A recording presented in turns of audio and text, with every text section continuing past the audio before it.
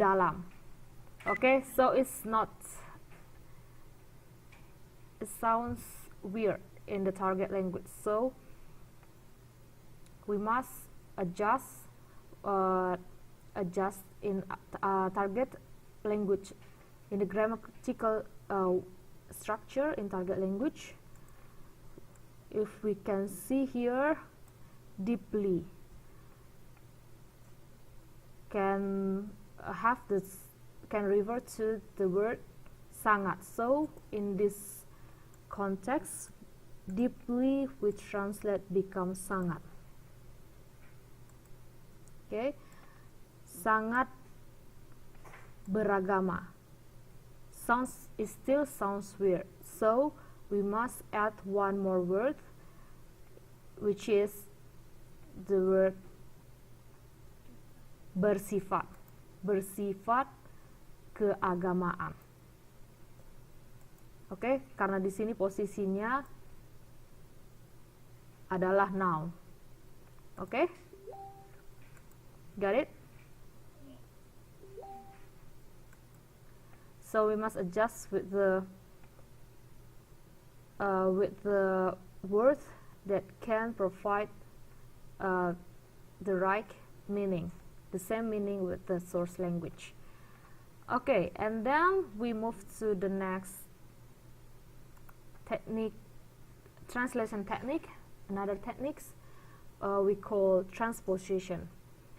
So transposition here is a process of a changing word class without changing meaning. Jadi ada yang namanya teknik mengubah word class. Word class itu seperti noun, adjective, adverb, verb. Jadi misalnya seperti contoh yang saya provide sini, I have no control over this condition. Please look at the word that I highlight here. No control here is written with the noun form. So if we translate into bahasa literally, it could be like this. Saya tidak punya kontrol atau saya tidak punya kendali atas kondisi ini. But it may sound unnatural. So we can change the word class become verb in target language. Jadi seperti ini. Saya tidak dapat mengendalikan kondisi ini. So the word kendali we can change become mengendalikan. Okay, so it's acceptable, right? And for the other example from our books, please open your book text 5 on page 5.12.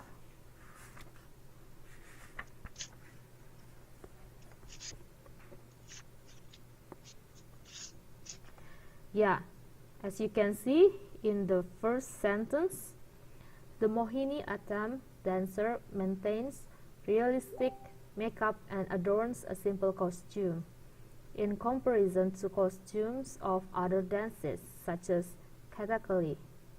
So, as you see the highlight,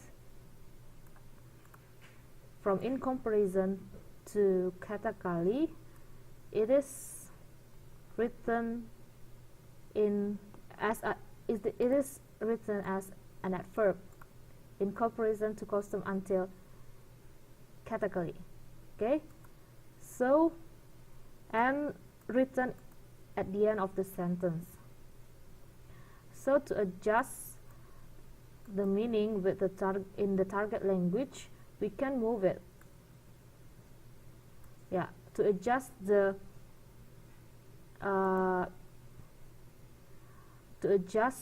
translation with the grammatical structure in the target language, we can change the position from the end of the sentence to the front. So it translated, the translation become like this. Dibandingkan dengan kostum tarian lain seperti kata kali, and then continue with the other sentence. Okay, so far, do you have any question?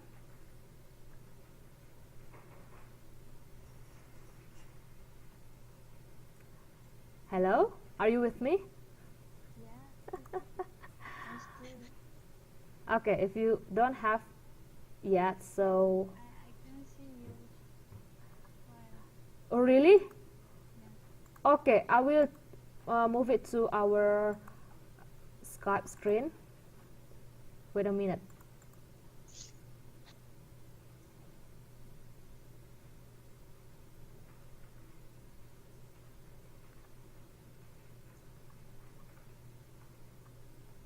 Oh, I just see your message, Mbak Yunita. By the way, Miss, PR-nya susah-susah, Miss. Yes, I can hear your voice. Okay. No, it's not that difficult lah. Try your best. Okay. Where are we now? We talk about transposition. Right? Okay. Do you have any question about the transposition? So it's like a process of changing word class without changing meaning. Jadi kita ubah word class-nya tapi meaning-nya tetap sama. Posisinya kita ubah. Posisi ya. Sorry? Word class maksudnya posisi dari kata itu bisa digeser. Kelas katanya. Kelas kata itu seperti noun, adjective, adverb. What else? Verb. Mungkin kalau di bahasa sumbernya mah adverb, tapi kalau di bahasa targetnya jadi verb kayak gitu contohnya ya, Miss. Seperti di sini di example number 1, the word no control, kelas katanya itu noun. Tapi di target language kelas katanya berubah menjadi verb. Disesuaikan meaningnya dengan grammatical structure in target language. Okay, and also for the case in our book, di sini kelas katanya adverb, tetapi dia kelas katanya di target language tetap sama, hanya posisinya berubah, yang tadinya di belakang menjadi di depan. Ya, disesuaikan dengan target language-nya, grammatical structure in target language. Lebih diterima kalau adverb-nya diletakkan di depan. Tapi ini contoh pertama nggak berubah posisi kan, cuman I have no control, saya tidak dapat mengendalikan posisinya. Posisinya tetap masih sama. Okay? Do you feel confused? Confusing. Okay, maybe we can try to practice answer the exercise later, so it would be more easy. Let's move to the next techniques. Yeah, do you know the word idiom? Yeah. Yes. Yeah, it's like idiom here is a linguistic expressions which are typical for a language and specific to a single culture. Jadi itu kayak phrase atau kata ekspresi yang artinya itu tidak literal. Artinya itu tidak memiliki arti sebenarnya. Jadi harus ditelaah lagi, dianalisis lagi. Dan this phrase or this word refer to a specific to a single culture. Jadi dia merepresentasikan sebuah budaya dari idiom ini. For example, in our book, in text 2, if you can see here, page 5.38,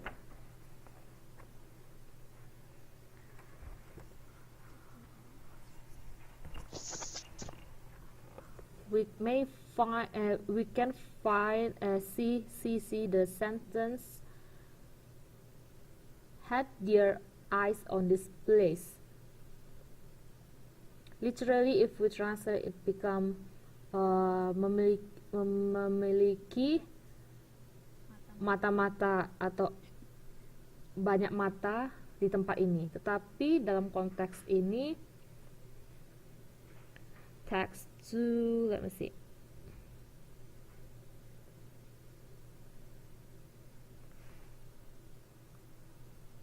Yeah, their eyes have same meaning with mengawasi. Ya, jadi ini adalah tidak bisa diartikan secara literal. We must see the context. Karena kalau kita buat banyak mata, tidak mendukung cerita di dalam teks tersebut. So we can translate become mengawasi in this context. And for text 5 on page 5.40, have you found it? A couple of days. If we literally translate a couple, it become pasangan, but for a couple of days, it means a few days. Oke, jadi diartikan menjadi beberapa hari. Oke, that's this gaya bahasa dalam cerita art and entertainment. We may find that kind of words, that kind of idiom. And then in text 6 on page 5.40 in the same page, the word is bound to like you. Can you see in your book? Is bound to like you. There's over 400 eggs. Odds are one of them is bound to like you. Bound, kalau kita terjemahkan literally, artinya terikat. Terikat untuk menjadi sepertimu. How do you think? How do you feel that translation? Tidak, how to say that in bahasa, tidak, yeah, it doesn't make sense. So we must adjust by finding a good word that can represent the meaning. Jadi untuk mempersingkatnya itu, kata mirip itu sudah mewakili the sentence. The phrase is bound to like you.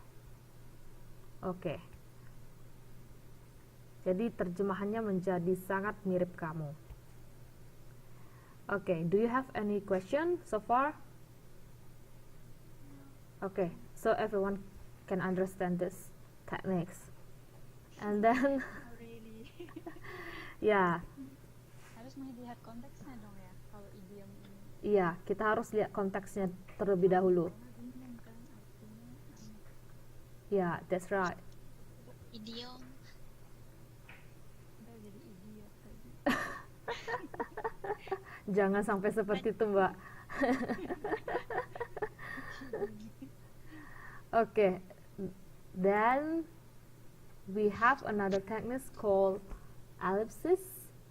It is the omission, pengurangan, juga sama dengan reduction tadi, of a words or words from a sentence that aims to become a shorter sentences and better order. Tapi tujuannya agak berbeda dari reduction ya.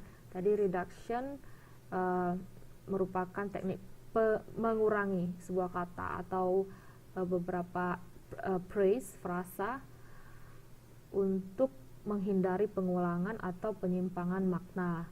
Tetapi ellipsis di sini bertujuan untuk mempersingkat kalimat dan untuk menyusun kalimat yang baik, yang lebih baik lagi. For example, in our books, in text 2 on page 5.38,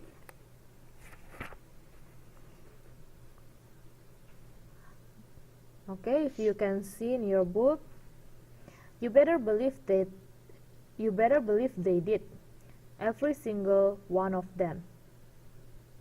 From this sentence, we cannot guess what the activity of they. Kita tidak bisa menebak apa yang dilakukan oleh the word they, the people, they, yang kata ganti they ini kan pasti belong to plural group, a group of people. Jadi kita harus melihat, kalau kita menemukan kalimat seperti ini, berarti kita harus melihat kalimat yang sebelumnya. Okay, so in the previous sentence we can see, because a lot of other clownfish had their eyes on this place. Jadi had their eyes on this place ini merupakan aktivitas yang dilakukan, yang di river oleh Marlin di sini. Jadi ini salah satu di sini kalimatnya itu lebih singkat. Jadi tetapi waktu kita menerjemahkannya ke dalam bahasa target, kita harus jelaskan apa aktivitasnya. Sehingga jika kita terjemahkan ke dalam bahasa target menjadi, you better believe they did. Kamu harus percaya they did. They ini refer to apa? Clownfish. Okay, clownfish in this previous sentence. Jadi kita harus terjemahkan, karena di bahasa Indonesia lebih baik menerjemahkan pronounnya supaya kalimatnya lebih, maknanya lebih jelas diterima oleh pembaca. So if we translate it, they did. Setiap ikan badut, clownfish means ikan badut. Did refer to had their eyes on this place. Itu harus kita terjemahkan juga. Setiap ikan badut mengawasi tempat ini. Okay, so please consider about the ellipsis. And okay, and for another example, we can see in text 6 on page 5.40. Okay, please read the text 6. Please read the last sentence. Coral said, well, I try not to. Kalau kita lihat kalimat ini seperti kita tidak bisa terjemahkan hanya dengan saya berusaha untuk tidak gantung kan, kalau di bahasa targetnya kan. Jadi we must revert to the previous sentence. What does it mean? To know the real meaning of it. So Marlene here said, you remember how we met? But Coral responds with the sentence, well, I try not to. Berarti the previous sentence Marlene mentioned about how we met. So, but Coral doesn't want to remember. So it means that I try not to remember how we meet. In bahasa, we must translate in full sentence. Become, aku berusaha untuk tidak mengingatnya. supaya maknanya dapat tersampaikan dengan baik. Okay, do you understand about this process?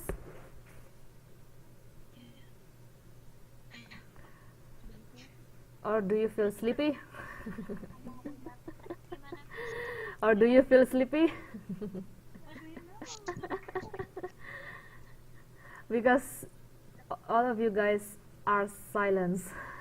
We need some candy. How can I send candy to your home? Okay, maybe in the offline meeting. Yeah.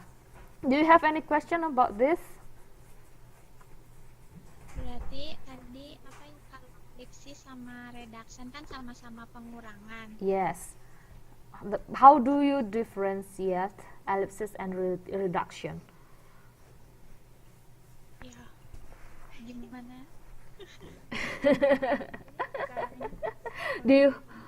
Do you follow me from the beginning?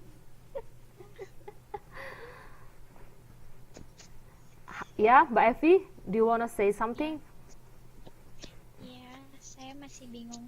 Maksudnya tadi kan reduction sama elipsis kan kata Miss sama-sama pengurangan. Yes, that's right. So, Masih bingungnya cara ngebedainnya tuh gimana gitu.